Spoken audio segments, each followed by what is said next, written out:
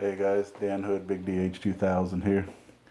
Excuse the noise in the background, the kids are having a good time. The one's rustling something up in the fridge, which worries me since it's the 5-year-old. But he can't get into too much trouble in there. Anyway, I've been doing a lot of, I don't know what you want to call, different materials testing, trying things out like, how does various glues work on them and things like that. And one of them, you guys have seen me take aluminum and glue nylon onto it. Well, this was one of my experiments. I glued white nylon onto an 1/8 inch core. Okay, it's a tiny turtle. White with silver core. One other thing I did learn about this, which I've gone and left. Nylon, if you polish it too smooth or sand it too smooth, it's even slicker than HDPE. And you worry you won't get purchased. Now, luckily, Can Opener's design has a lot of curves and whatnot that lock in. But when you do this to just 220 or 320 grit on an orbital sander, it has such a nice feel to it when you grab it. I don't know how to explain it.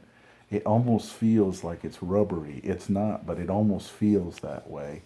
It's nylon, and it's really comfortable when you do that.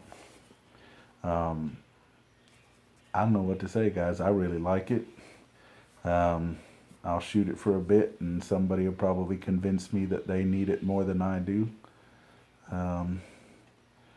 Let me know if you guys are interested in a turtle, and I'll figure it out. One thing I did do, you guys will remember that little tiny table my dad made for me. I think it was either birthday or Christmas, where I could put my battery-powered router in it. I used that to start all the edges on here before I sanded them further. And I gotta say, I love that little thing. Probably going to use it a lot more than my big router. Probably only use my big router for trimming, not for rounding edges, because this is fantastic for rounding edges. If you got anything 3/8 and less, start getting into the 1/2 inch and the 3/4 inch roundovers, then you need the bigger router. And they only come on a 1/2 inch spindle, not a 1/4 inch spindle like the smaller ones do.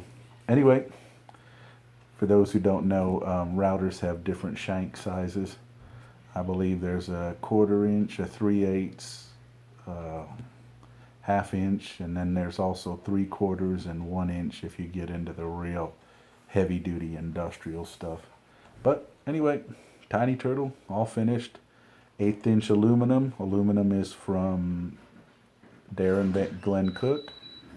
And the nylon is actually from Gun Guy.